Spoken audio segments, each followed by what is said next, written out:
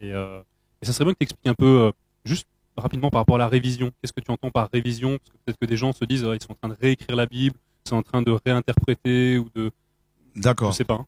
En fait, nous ne sommes pas en train de réécrire la parole, non plus de la corriger, parce que la parole toute écriture est inspirée de Dieu, nous dit 2 Timothée chapitre 3 verset 16. Et personne ne peut au jour d'aujourd'hui se prétendre corriger la parole de Dieu. En fait, il y a eu beaucoup, on a incorporé, on a inséré beaucoup de choses dans la plupart de nos versions de la Bible, qui n'ont rien à voir avec les textes originaux. Et donc je prends juste un exemple, quelques exemples comme ça pour montrer aux frères et sœurs qu'il y a vraiment une nécessité, un besoin de réviser nos versions. Et dans la plupart des versions de la Bible que les frères et sœurs ont, et, euh, et il y a des versets qui ont été mal traduits. Par exemple, si tu peux nous prendre, Yann, dans ta version que je vois là, Genèse chapitre 3, verset 8. Genèse 3, 8. Genèse 3:8. Alors ils entendirent la voix de l'Éternel Dieu qui parcourait le jardin vers le soir, et l'homme et sa femme se cachèrent loin de la face de l'Éternel Dieu, au milieu des arbres du jardin. Donc là, qu'est-ce qu'on apprend ici? Que Adam et Ève ont entendu la voix de Dieu vers le soir, n'est-ce pas? Pourtant, dans les textes originels, donc ce n'est pas le cas. Le mot soir ici, donc en fait le mot hébreu utilisé pour dans ce passage n'a rien à voir avec le mot soir. C'est le mot roak.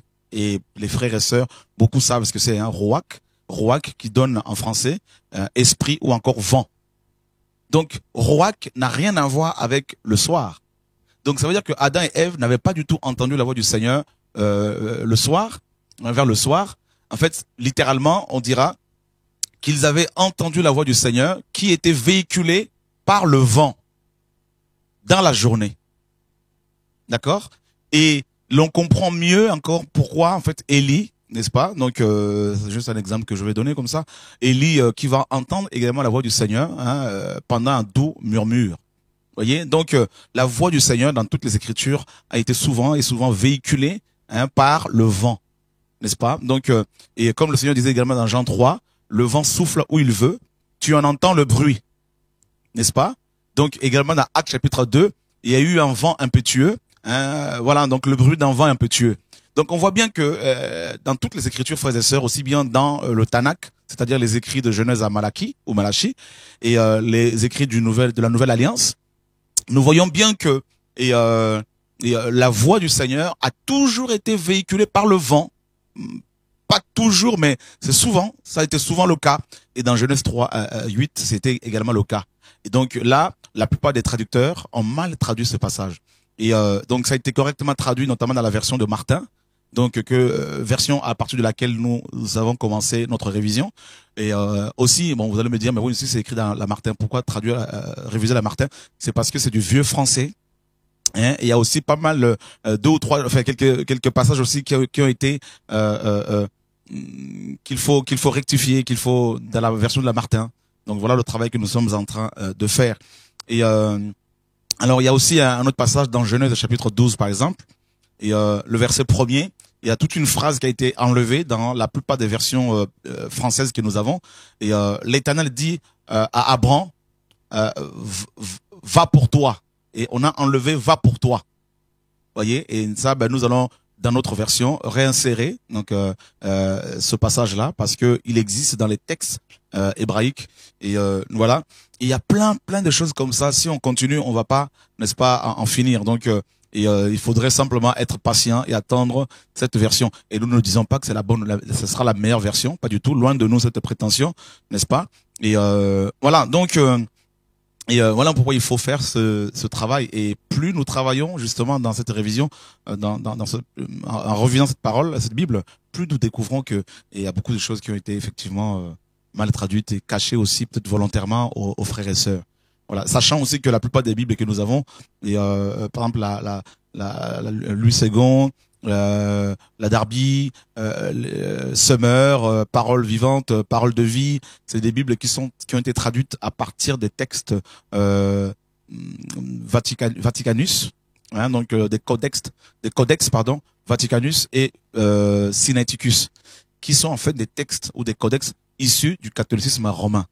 Donc nous ne pouvons pas dénoncer l'Église romaine tout en acceptant aussi leur Bible. Hein, donc ça pose un problème. Voilà pourquoi nous voulons vivre pleinement cette réforme et donc le retour total à la parole pure. Voilà. Donc alors je ne sais pas s'il y a d'autres questions, s'il y a des frères et sœurs qui ont d'autres questions à poser, ils peuvent éventuellement nous appeler au 01 64 98 90 45. Voilà, donc je crois que par rapport à cette révision, par rapport à la révision de cette Bible, donc on vous a donné à peu près les informations qu'il faut, mais je pense que vous aurez toutes les informations et lorsque cette Bible sera achevée. Et aussi autre chose, Yann, et ce qui nous a poussé, ce qui m'a personnellement poussé aussi à cette révision, à faire cette révision, c'est le fait que les écrits de Genèse à Malachie soient appelés à tort Ancien Testament. Ce qui n'est pas du tout vrai, n'est-ce pas? Donc à chaque fois que vous avez une Bible, dès que vous l'ouvrez, et vous allez voir que dès que vous l'ouvrez, hein, dès la première page ou la deuxième page, vous avez Ancien Testament. Voyez? Et ça c'est faux. C'est faux. Et dans notre version, la version que nous allons n'est-ce pas, éditer, eh ben, on va vous mettre Ancien Testament, on va mettre le titre de l'Ancien Testament à partir de Exode 19. Lorsque Moïse va recevoir pour la première fois, n'est-ce pas, la Torah. D'accord? Donc, et c'est à partir de ce moment-là que l'Ancien Testament commence, je dirais, la période de l'Ancien Testament. N'est-ce pas? Ou la dispensation. Et, mais avant ça, ce n'était pas l'Ancien Testament. N'est-ce pas? Donc, et ensuite, dans toujours hein, la plupart des versions des Bibles que les frères et sœurs ont, on a mis le Nouveau Testament juste au début, n'est-ce pas, de Matthieu, n'est-ce pas? Et c'est aussi faux, parce que l'Ancien Testament n'a pas commencé avec, comment dire, le Nouveau Testament n'a pas commencé avec Matthieu. De Matthieu à Acte 1, c'était la période de la transition. C'est pas l'Ancien Testament, c'est pas le Nouveau Testament. La preuve en est que le Seigneur Jésus-Christ, quand il va guérir les 10 lépreux, hein, il va leur demander d'aller, n'est-ce pas, voir, offrir des sacrifices, des offrandes que Moïse, que l'Ancien Testament réclamait. Jésus-Christ lui-même, en tant qu'homme et juif d'origine, observait parfaitement la loi de Moïse. La preuve en est que dans Matthieu 23, verset 1er et 2, il va demander aux disciples d'observer, hein, de respecter les enseignements des pharisiens, des scribes, qui enseignaient Moïse. Et Jésus va leur demander d'observer Moïse. Vous voyez? Donc, ce n'est pas l'Ancien Testament. Et voilà pourquoi il y a aussi cette confusion, n'est-ce pas? Notamment dans Matthieu 23, 23, où Yeshua, homme, n'est-ce pas, demandait aux pharisiens d'observer toute la loi de Moïse, notamment les 4 sortes de dîmes. Et beaucoup de pasteurs disent, vous voyez qu'on en parle de la dîme dans le Nouveau Testament. Voilà pourquoi ils demandent la dîme aux chrétiens. Alors qu'ils ne savent pas que ce n'est pas l'Ancien Testament, le Nouveau Testament.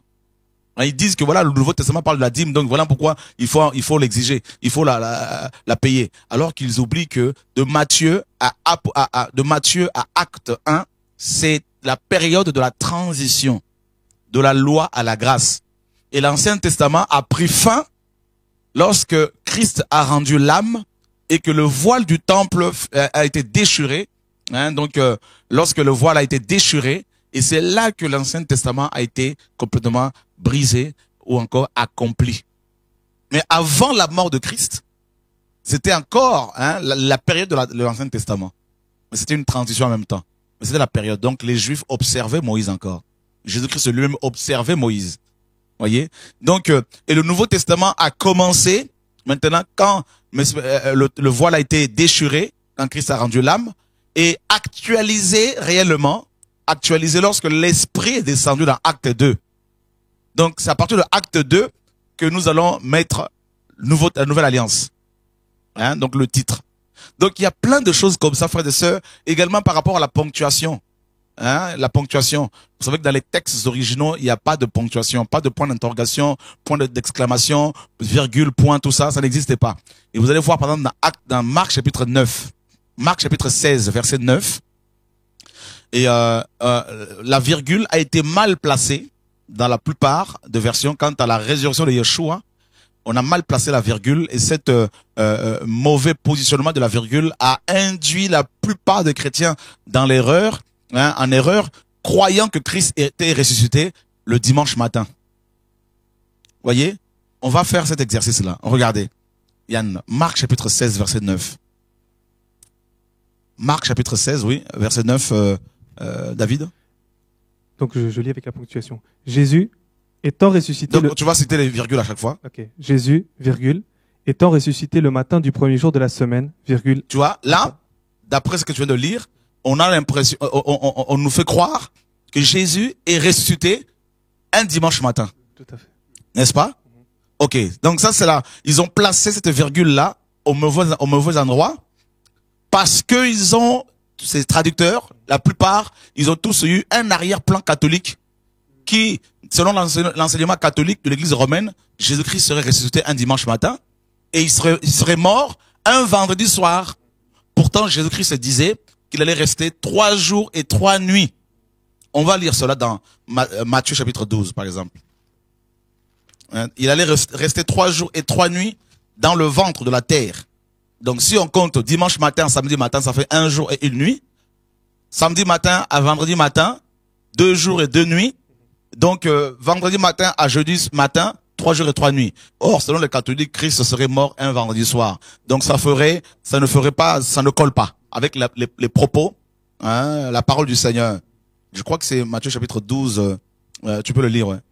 Donc, Matthieu 12, verset 40. Car, de même que Jonas fut 3 jours et 3 nuits dans le ventre d'un grand poisson, de même le Fils de l'homme sera 3 jours et 3 nuits dans le sein de la terre. Jésus nous apprend, parce qu'on sait qu'il ne ment pas, il est la vérité. Il nous dit clairement ici qu'il allait rester 3 jours et 3 nuits sous terre. D'accord? Mais la virgule qui a été mise là-bas dans Marc chapitre 16, verset 9, nous induit en erreur. Donc maintenant, on va la déplacer. Et on va voir ce que ça va donner, frères et sœurs. Alors, on va commencer.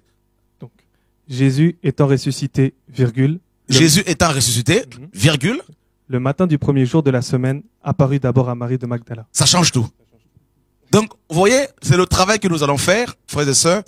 Et on va mettre également des commentaires comme ça pour vous montrer que à quel point les erreurs catholiques ont été glissées dans la majorité de nos Bibles, qui nous ont induit, n'est-ce pas, en erreur et ben voilà, il faut une réforme, il faut un retour total à la parole. Je sais que le travail que Dieu nous demande de faire n'est pas accepté par beaucoup et qu'on est traité de tous les noms, mais c'est pas un problème. Vous savez, les frères et sœurs du passé qui ont des frères comme Calvin, je ne dis pas qu'on est des Calvins modernes. Je veux dire, quand Calvin, Luther et les autres ont entamé, mes amis, la réforme des églises, également la révision de la Bible, ils ont été décriés, traités de tout le nom. Ce n'est pas d'aujourd'hui. Les religieux ne veulent pas bouger. Les religieux pensent qu'ils ont le monopole de tout et qu'il ne faut pas aller plus loin, n'est-ce pas? Donc, et voilà, on veut sortir du catholicisme romain et de leur influence, de son influence, pardon, et parce que voilà, il faut un retour total à la parole pure. Voilà notre démarche. Alléluia.